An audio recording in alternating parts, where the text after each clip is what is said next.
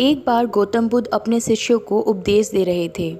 उपदेश खत्म होने के बाद एक शिष्य खड़ा होता है और गौतम बुद्ध से बोलता है कि महात्मा, मनुष्य का मन कभी संतुष्ट क्यों नहीं होता? मनुष्य के पास सब कुछ होने के बाद भी लोगों का मन क्यों भटकता रहता है? गौतम बुद्ध मुस्कुराते हुए बोलते हैं, वत्स, मैं तुम्हें एक बार की घटना सुनाता हूँ। एक बार एक राजा के महल में बहुत भीड़ लगी हुई थी। भीड़ बढ़ती ही जा रही थी। हर कोई महल की तरफ चला जा रहा था।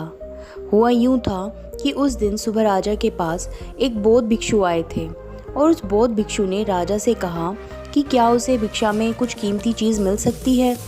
राजा ने भी कह दिया कि कोई कमी नहीं है, जो चाहे मांग लो। लेकिन भिक्षु ने एक बड़ी अजीब सी शर्त रखी। उसने कहा कि वह भिक्षा तभी लेगा जब उसे इस बात का आश्वासन मिलेगा कि उसका भिक्षा पात्र पूरा भर दिया जाए। भिक्षु ने यह भी कहा कि मैं अधूरा भिक्षा पात्र लेकर नहीं जाऊंगा। अगर यह वचन देते हो तभी मैं भिक्षा लूँगा। राजा हंसते हुए बोले, तुमने मुझे क्या समझ रखा है? क्या मैं एक भिक्षु का भिक्षा पात्र भी नहीं भर सकूँगा? तब राजा ने शर्त मान ली। भिक्षु भी हंसा और उसने कहा, महाराज, एक बार फिर से सोच लीजिए, क्योंकि ना मालूम कितने लोगों ने इस शर्त को स्वीकार तो किया लेकिन वैसे कभी पूरा नहीं कर पाए। तब राजा मुस्कुराते हुए अपने वजीर को कहता है कि जाओ और अनाज के दानों से नहीं बल्कि हीरे मोतियों से इस भिक्षु के इस भिक्षा पात्र को भर दो। भिक्षु ने दोबारा टोकने की कोशिश की। तब राजा ने वजीर से कहा कि समय बर्बाद मत करो, जाओ और उसके भिक्षा पात्र को हीरे मोतियों से भर दो। वजीर बहुत से हीरे मोती लेकर आया और उस भिक्षु के भिक्षा पात्र में डाल दिए। भिक्षा पात्र में डालते ही वो हीरे मोती कहीं खो से गए और भिक्षा पात्र तो खाली का खाली ही रहा। सुबह से दोपहर हो गई लेकिन वो भिक्षा पात्र खाली का खाली ही रहा। राजा को समझ में नहीं आ रहा था कि आखिर ये कैसा भिक्षा पात्र है जो भर ही नहीं पा रहा है। दोपहर से शाम हो गई लेकिन वो भिक्षा पात्र अभी भी खाली था। आखिर में राजा भिक्षु के पैरों पर गिर पड़ा और माफ़ी मांगने लगा। राजा ने कहा कि मैं माफ़ी मांगता हूँ, बस आप इतना बता दीजिए कि यह भिक्षा पात्र क्या है? क्या इसमें किसी तरह का जादू है या यह कोई रहस्य है?